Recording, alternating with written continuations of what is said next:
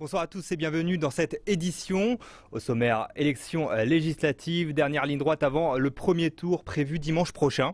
Et pour en parler, nous avons le plaisir de recevoir Jean-Christophe Lagarde, président de l'Union des démocrates et indépendants, mais également candidat dans la 5e circonscription de la Seine-Saint-Denis. Il nous apportera un éclairage sur sa campagne dans quelques instants. Nous serons également en compagnie de Farid Saadani, présentateur de l'émission « Et si on parlait de vous ?» Autre titre dans cette édition, en Algérie, le nouveau Premier ministre Abdelmadjid Tebboune présentera au Parlement son nouveau plan d'action. Plusieurs modifications concernant les dépenses publiques sont prévues. La crise libyenne se poursuit. Les ministres des Affaires étrangères de l'Algérie, de l'Égypte et de la Tunisie sont réunis à Alger pour procéder à une évaluation de la situation actuelle en Libye. Voilà pour les titres. Mais avant de développer ces titres, nous revenons vers vous, Monsieur Lagarde. Rappelons que vous êtes l'actuel président de l'Union des démocrates et indépendants, l'UDI. Vous êtes également député sortant dans la 5e circonscription de la Seine-Saint-Denis, circonscription qui réunit 3 villes. Drancy, ville dans laquelle vous êtes le maire depuis 2001, Bobigny et Le Bourget. Alors ma première question, elle est toute simple. Qu'est-ce qui vous pousse à vous représenter dans cette circonscription ? Tout simplement parce que les villes de nos quartiers populaires, elles ont besoin d'ambassadeurs au plus haut niveau de l'État. Quand on est maire, je le suis, on a à pouvoir discuter avec le préfet, avec les administrations locales.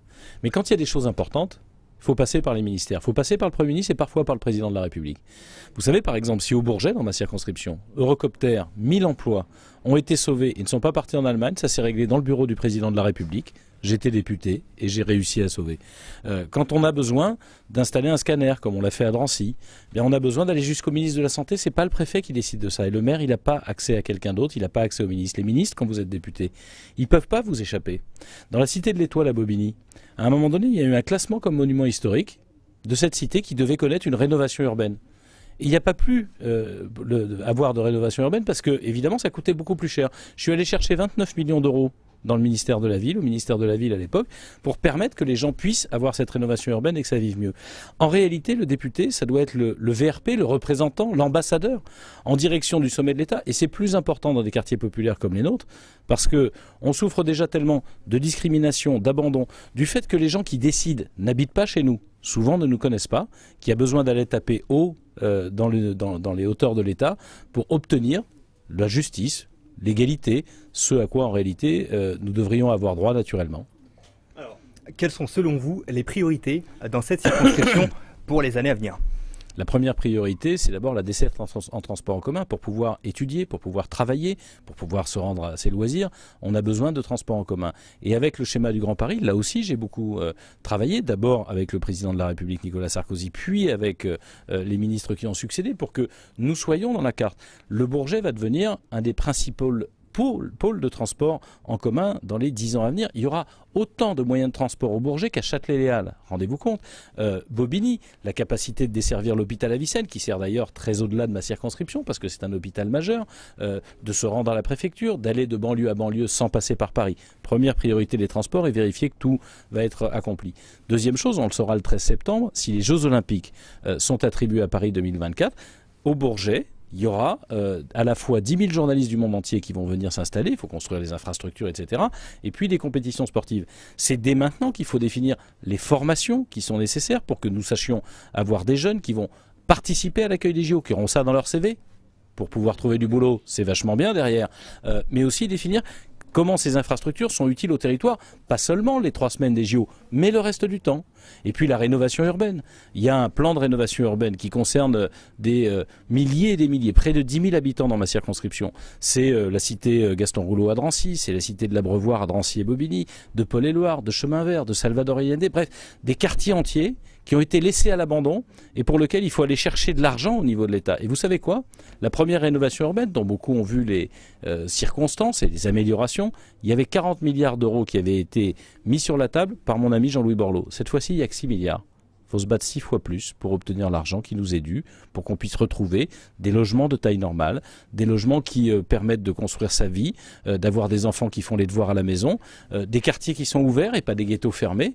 C'est une grosse bagarre et je souhaite être l'ambassadeur de ces 3 villes, de Bobigny, du Bourget et de Drancy, pour qu'on ne soit pas une fois de plus les oubliés de l'État. J'ai réussi à ce qu'on ne soit pas ces dernières années, je souhaite que ça continue. Et si on avait un député communiste ou mélenchoniste, une fois de plus, on serait les oubliés. Parce que la ville de Bobigny, la ville du Bourget, la ville de Drancy portent des projets, ont besoin d'être entendus au niveau de l'État. Et si on a un député qui sabote nos efforts, non seulement on ne sera pas entendu, mais en plus il fera échouer nos projets. Très bien. Concernant les jeunes, avez-vous des mesures pour accompagner les jeunes par rapport au monde de l'emploi ? Je crois qu'il y a 3 mesures qui sont nécessaires. La première des choses, c'est qu'il y a beaucoup de jeunes chez nous qui ont fait l'école, le collège, sans parvenir à s'en sortir. Et donc on a besoin d'une école de deuxième chance. Vous savez qu'en Seine-Saint-Denis, il n'y a pas une école de la deuxième chance dans toutes les villes. Moi je pense qu'il faut qu'il y en ait une dans toutes les villes. Le fait que quand vous avez 18, 20, 25, 30, 35 ans, vous avez changé, vous avez construit une famille, vous avez des difficultés, vous avez mûri, et vous devez pouvoir raccrocher les wagons, retrouver à la fois une formation et donc une capacité à trouver de l'emploi. Ça, c'est la première chose. La deuxième chose, c'est qu'il faut qu'on généralise l'apprentissage. Beaucoup de jeunes ont des formations théoriques, parfois même en bac professionnel, mais ne trouvent pas de boulot derrière parce que ça ne correspond pas à ce qui existe. Donc, plutôt que de faire ça, mettons nos jeunes massivement en apprentissage, et vous savez qu'on a le campus des métiers à Bobigny, dans ma circonscription, avec Patrick Toulmé, qui est le président de ce campus des métiers. Il y a 3000 places de formation. Il n'y en a que 1500 qui sont occupées aujourd'hui parce que les jeunes ne trouvent pas de patron. Il faut donc, et là c'est des lois à changer, faire en sorte que pour un patron, prendre un apprenti, ça coûte 0.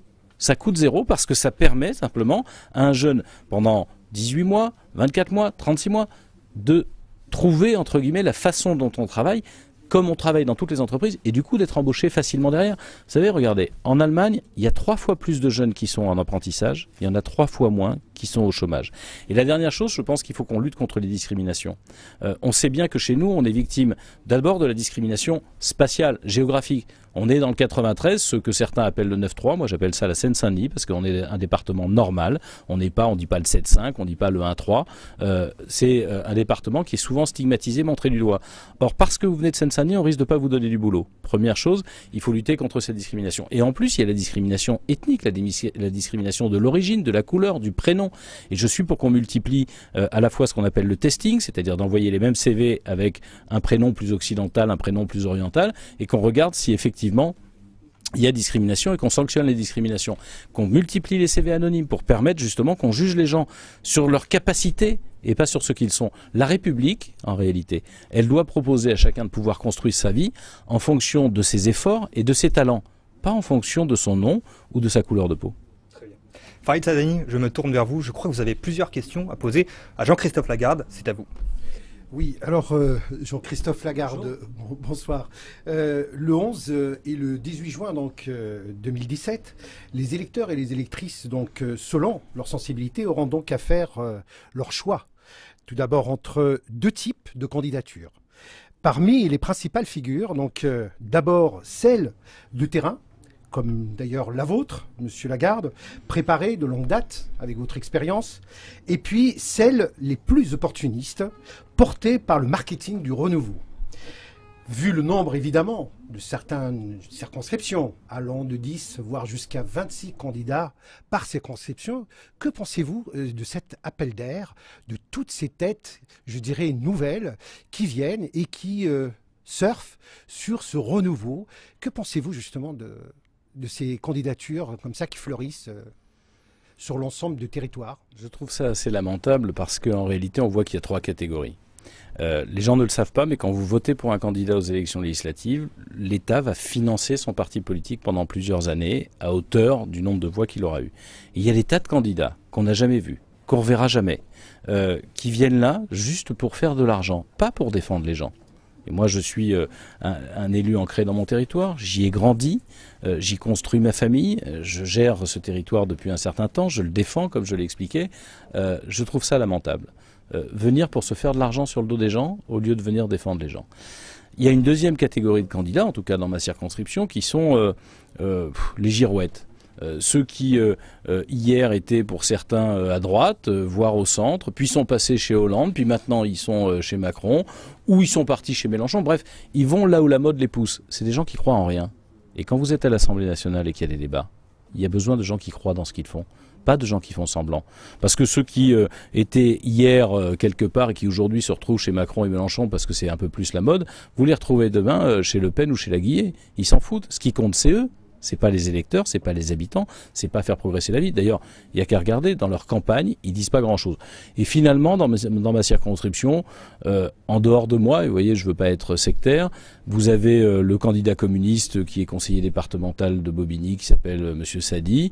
Vous avez une conseillère municipale du Bourget qui s'appelle Madame Méry. Tous les autres, franchement, c'est soit des gens totalement absents, soit des girouettes et des gens guignols, assez guignols, c'est-à-dire qu'ils changent en réalité de costume à chaque fois qu'il y a une élection. Ils prennent les électeurs pour des imbéciles, pour pas dire un gros mot. Donc, Monsieur Lagarde, vous êtes un homme en tous les cas d'expérience depuis maintenant plus de 15 ans.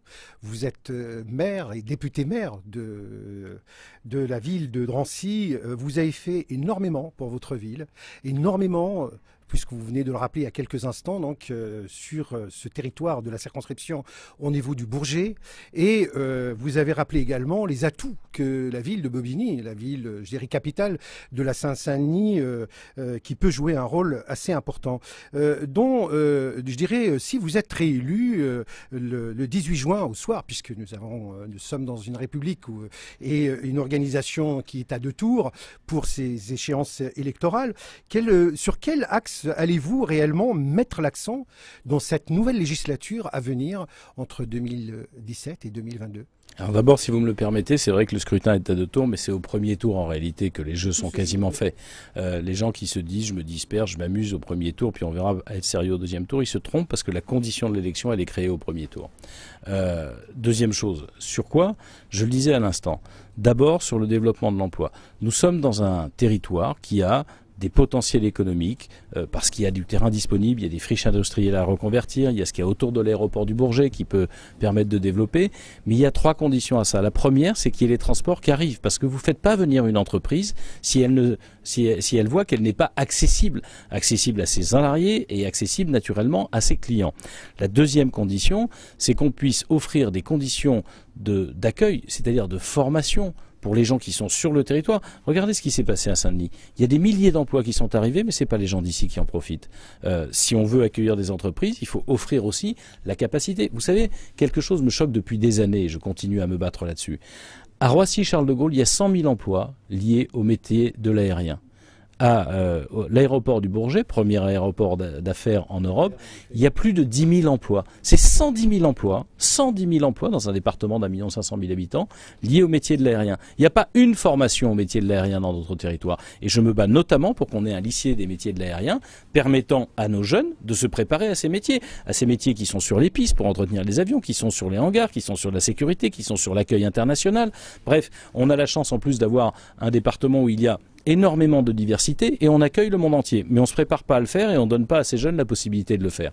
La troisième chose, je le répète, c'est la rénovation urbaine. Elle est indispensable.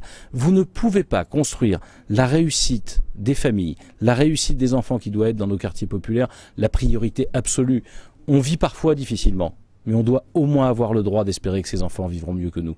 Et ça, c'est à la fois la rénovation urbaine, avoir des quartiers qui ne soient pas des ghettos. Ça demande du temps, ça demande de l'argent qu'il faut se battre pour aller chercher. On l'a déjà fait, il va falloir le faire plus encore pour les nouveaux projets. Et dernier point, c'est l'éducation. Si on n'est pas capable de faire plus confiance, d'autonomiser les équipes enseignantes pour leur permettre de s'adapter aux enfants différents, d'une ville à l'autre, d'un quartier à l'autre, d'une école à l'autre, les classes, les enfants, les groupes, les difficultés sont pas les mêmes. On paye des enseignants, on les forme. Il faut leur faire confiance. La question, c'est pas de savoir comment on va du point A au point B. On veut que quand un enfant rentre, il soit au point A et quand il sort, il est au point B.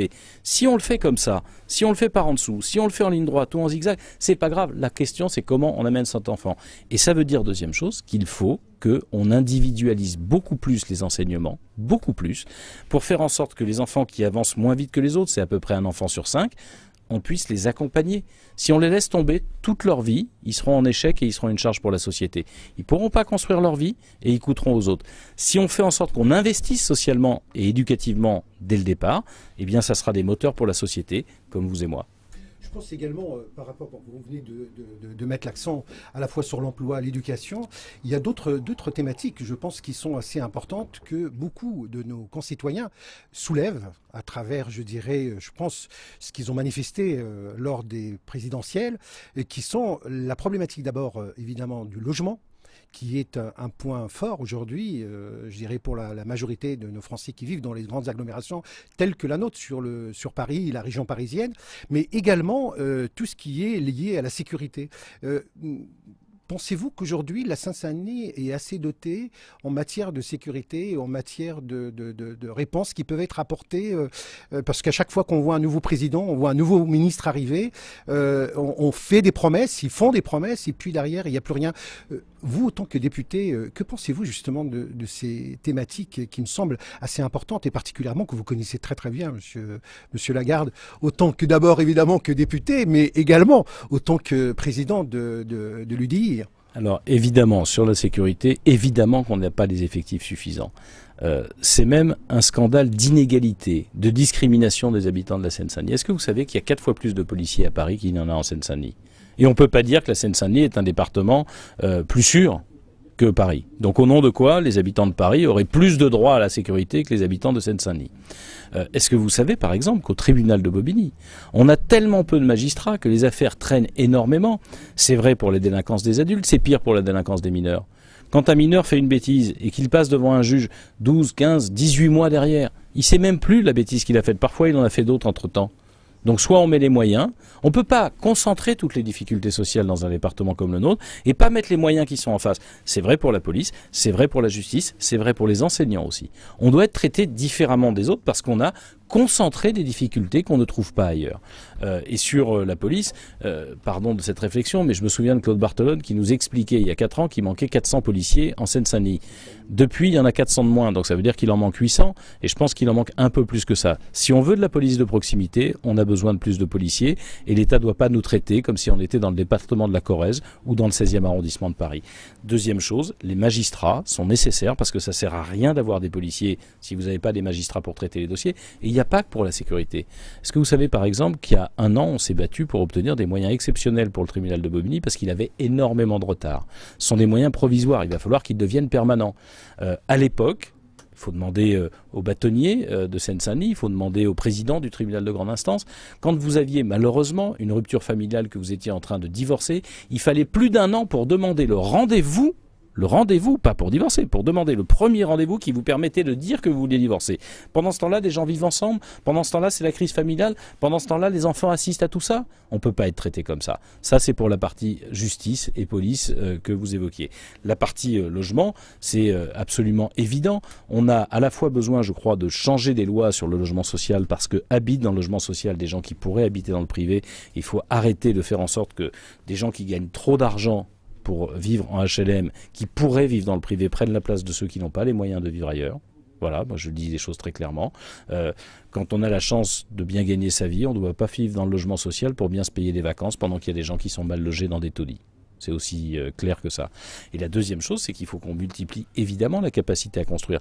La capacité à construire, elle est de plusieurs ordres. Il faut d'abord, pour un certain nombre de locataires HLM qui pourraient accéder à la propriété, il faut leur permettre de le faire. Il faut faire, ça donne de l'argent aux organismes HLM pour construire. Il faut, deuxièmement, avoir une diversité de ce qu'on construit. Il faut construire des logements sociaux et en même temps, dans les mêmes immeubles, cage d'escalier par cage d'escalier, construire des logements en accession à la propriété. Et il faut faciliter cette accession à la propriété. Un jeune couple qui s'installe, même s'il gagne 1200 ou 1300 euros par mois chacun, si on allonge sa durée d'emprunt et si on le met à taux zéro sur 25 ou sur 30 ans, ça lui permet d'être propriétaire, d'avoir consacré sa vie à laisser quelque chose à ses enfants. Au lieu de ça, aujourd'hui, on préfère lui faire payer un loyer et vous savez quoi? Au bout de 30 ans, le logement social qu'il loue, il a payé 2 fois le prix de revient de ce logement. C'est peut-être mieux de faire en sorte qu'ils en soient propriétaires pour que leurs enfants ne repartent pas à zéro à chaque fois. En tous les cas, merci Jean-Christophe Lagarde. Juste avant peut-être de finir avec deux questions. Tout d'abord, le premier tour de l'étranger, les Français qui vivent à l'étranger a eu lieu. On a vu que la participation, elle a été très faible. Elle est à peine de 18% sur l'ensemble, je dirais, des Français qui vivent de l'étranger. Et la majorité, évidemment, présidentielle a emporté ces sièges. Peut-on réellement parler d'une victoire aujourd'hui? Ça, c'est la première chose.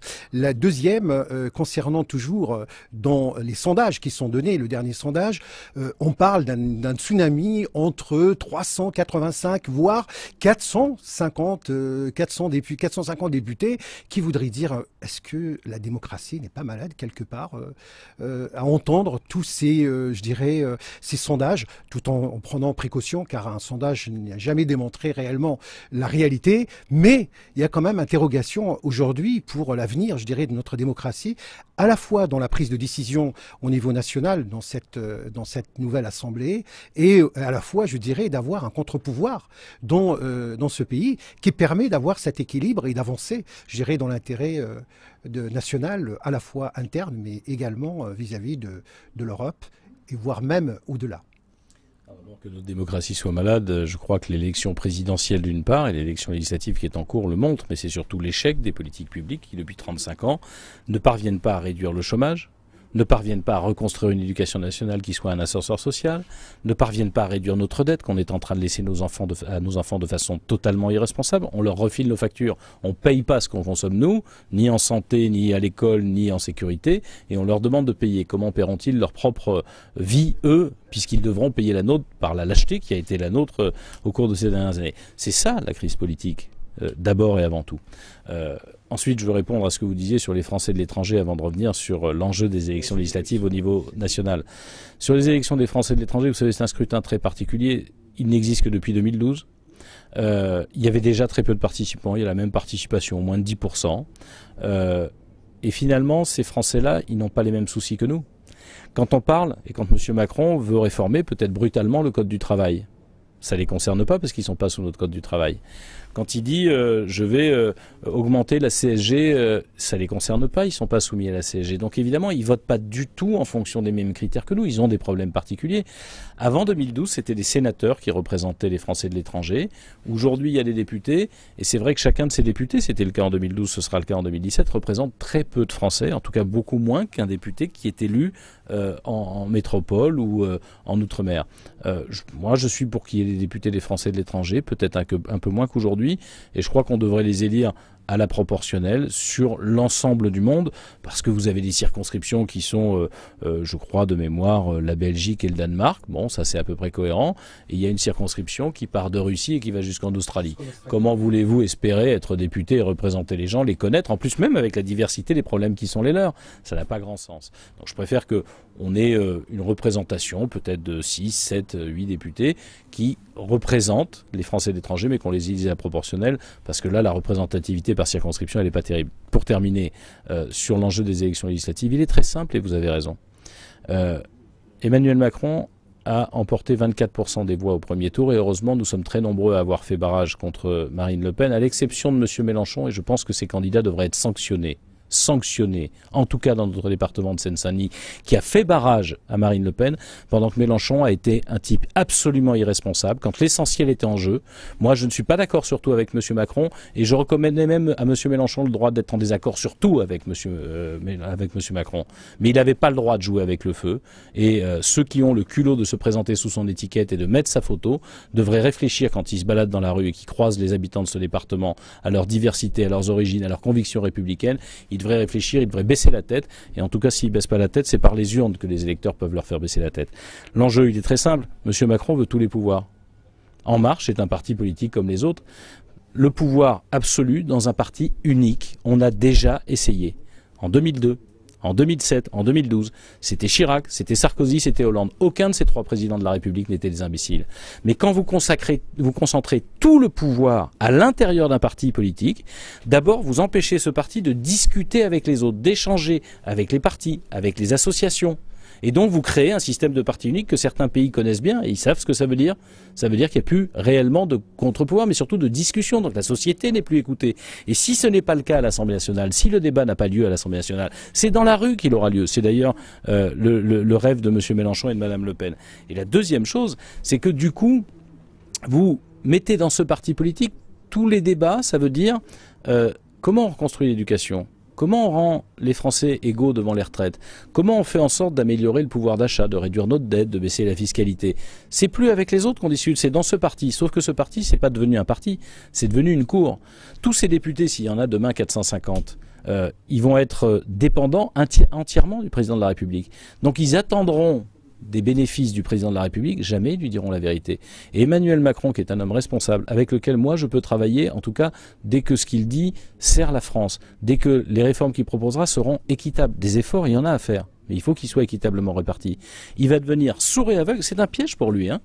Une vague énorme comme celle qu'on nous décrit, simplement parce que les Français se disent on lui donne le pouvoir, mais le pouvoir il l'a déjà. Il n'y a plus de question de savoir qui va gagner les élections législatives. La seule question qui reste, c'est est-ce qu'on lui signe un chèque en blanc? Il fait ce qu'il veut. Et il n'y a plus personne pour discuter avec lui. Et dans son parti, il n'y a que des courtisans qui espèrent des places, des postes et des honneurs. Ou est-ce qu'on a une capacité de rassemblement? Emmanuel Macron a beaucoup parlé de recomposition politique. La recomposition, c'est quand des gens qui ne pensent pas la même chose se mettent d'accord pour travailler ensemble. Moi, je suis prêt à travailler sur un certain nombre de choses avec Emmanuel Macron, sur la construction européenne qui a besoin. Mais je ne parle même pas d'opposition en restant sur mes idées. Mais quand, par exemple, il défend une construction européenne, comme nous le disons depuis 15 ans, qui défendent nos intérêts économiques face aux grandes puissances, aux Américains, aux Chinois, aux Hindous, je suis pour. Lorsqu'il dit que les Français doivent être égaux devant les retraites, je suis pour. Lorsque, sur l'éducation, j'ai détaillé tout à l'heure, il faut aller plus loin que ce qu'il dit. Sur la sécurité, il faut aller plus loin que ce qu'il dit. Mais je combats quand il dit qu'il faut augmenter la CSG. Parce qu'augmenter la CSG, ça veut dire qu'on va prendre de l'argent aux retraités pour donner aux jeunes salariés. Est-ce que c'est juste d'aller prendre de l'argent aux vieux pour donner aux jeunes alors que les jeunes peuvent faire des heures supplémentaires et avoir un deuxième boulot? Est-ce que c'est juste d'aller, et je suis contre ça, je cherche pas les désaccords et je ne cache pas les accords. Mais je ne vais pas non plus masquer les désaccords quand il y en a. Je trouve injuste, par exemple, de dire que quelqu'un qui va démissionner de son emploi, on va l'indemniser au chômage, alors que dans le même temps, il va réduire le temps de chômage des gens qui sont licenciés, qui sont victimes. La victime, elle est pénalisée, et celui qui fait un choix, c'est à nous de payer. Vous allez payer, vous, pour que quelqu'un qui décide d'arrêter de travailler arrête de travailler? Moi, je ne suis pas d'accord. Emmanuel Macron est un homme intelligent. Je pense qu'il peut écouter et entendre. Mais s'il y a une vague telle que celle qu'on nous annonce, il n'entendra plus rien, il n'écoutera plus rien, ne serait-ce que parce qu'il sera prisonnier de son parti politique, qui est un parti comme les autres, qui deviendra une cour. Et quand je dis que c'est un parti politique comme les autres, regardez ce qui est en train de se passer. Monsieur Ferrand est en proie aux affaires. On voit manifestement qu'il y a une bidouille qui est à minima immorale. Peut-être maintenant avec les subventions publiques illégales. D'après ce que nous annonce. Ils ont cherché à le protéger comme n'importe quel autre parti politique. Et en même temps, à faire une loi sur la moralisation de la vie politique. Et qui porte la loi de moralisation politique? Le garde des Sceaux. Et aujourd'hui, on apprend, en tout cas, qu'il y a des soupçons sur le fait que dans son parti, on utiliserait depuis des années des gens payés par le Parlement européen pour autre chose. Donc, vous savez, mettre tous les pouvoirs dans la même main en démocratie, c'est pas bon. Moi, je suis pas là pour m'opposer. Et quand vous disiez constructif, les députés de l'UDI soutiendront tout ce qui fait avancer la France. La France est le seul pays en panne en Europe. Et on le fera sincèrement, de bonne foi, sans intérêt, sans demander de poste, sans rien demander. Simplement, mettre tous les pouvoirs dans les mêmes mains, comme en 2002, en 2007 et en 2012, c'est nous condamner à échouer. Et je vous le dis ici ce soir, si nous échouons, si la France ne se redresse pas, si le chômage ne recule pas, si la sécurité ne s'améliore pas, si l'éducation ne redevient pas un ascenseur social, dans 5 ans, je ne sais pas comment on empêchera la catastrophe de voir Mme Le Pen à l'Élysée. Donc on a besoin de réussir. Je veux que le président de la République réussisse, mais j'ai peur que les Français l'enferment dans un piège, qui est un parti unique de gens qu'il ne connaît même pas lui-même. Ils ont été sélectionnés sur Internet et qui vont ensuite se comporter comme ça. On se défend contre les affaires, on est dans les excès, on ne discute même pas de la vie réelle des gens, juste de l'idée qu'on se fait de ce qu'espère le président pour espérer à son tour avoir une promotion. Monsieur Lagarde, merci en tous les cas d'avoir répondu à notre invitation dans ce GT et également vous dire ô combien je pense que vos administrés attendent le soir du 11 et 18 vu le nombre de concitoyens que vous avez pu réunir dans les réunions publiques. Je crois que vous êtes le seul, après avoir fait le tour un petit peu sur certaines circonscriptions, avoir réuni un peu plus de 1500 personnes. 1500 personnes à Drancy, 250 à Bobigny, 130 au Bourget. Je suis même le seul à avoir fait des réunions dans les 3 villes, parce que pour les autres où ils n'ont pas fait de réunion, on s'en est pas rendu compte. Je crois que c'est très important, parce qu'en termes justement de communication, beaucoup de candidats n'ont pas eu justement cette initiative d'aller vers les concitoyens et d'aller peut-être échanger en direct comme vous l'avez fait. Vous savez, les candidats qui se cachent des gens et qui espèrent ne communiquer que par papier, il vaut mieux qu'ils restent à la maison. Exactement. En tous les cas, sinon, je ne sais pas ce qu'ils feront pendant 5 ans. Hein. Merci à vous. Merci à vous. On espère vous revoir très bientôt sur le plateau de Canal France Algérie. Merci à vous, Farid. On vous retrouve dans votre émission Et si on parlait de vous. À très bientôt. Merci. Et dans l'essentiel de l'actualité, en Algérie, le nouveau Premier ministre Abdelmadjid Tebboune présentera le 18 juin prochain le plan d'action de son gouvernement. Plusieurs mesures seront mises en avant, notamment la réduction de l'importation des véhicules étrangers. L'objectif est d'encourager la production nationale et promouvoir les jalons d'une économie hors hydrocarbures. L'exportation est également un sujet important. Le gouvernement algérien prévoit de développer l'exportation des produits agricoles dans les années à venir. Concernant la crise libyenne, les ministres des Affaires étrangères de l'Algérie, de l'Égypte et de la Tunisie se sont réunis hier à Alger pour une rencontre qui a pour objectif de trouver une issue à cette crise que traverse la Libye depuis plusieurs années. Des mesures politiques et sécuritaires sont prévues par les 3 représentants politiques. Il est désormais possible de se rendre à Barcelone par bateau depuis Mostaganem. La première ligne maritime de transport des voyageurs reliant Mostaganem à Barcelone est désormais lancée. 32 allers-retours sont programmés pour cet été. Le wali de Mostaganem, Abdelwahid Temar, a souligné que la ligne maritime Mostaganem-Barcelone intervient en complément de la ligne Mostaganem-Valence, entrée en exploitation en mars 2016. De plus, l'ouverture de la nouvelle ligne maritime qui reliera Mostaganem à Marseille sera mise en service en 2018. Sport et football à présent, l'Entente de Sétif est championne d'Algérie grâce à sa victoire hier soir face au Mob de Béjaïa sur le score de 3-0. Sétif remporte le titre de champion d'Algérie pour la 8e fois de son histoire. Et c'est sur cette information sportive que nous refermons ce journal. Merci à l'équipe en régie, merci de nous avoir suivis. À très bientôt sur Canal France Algérie.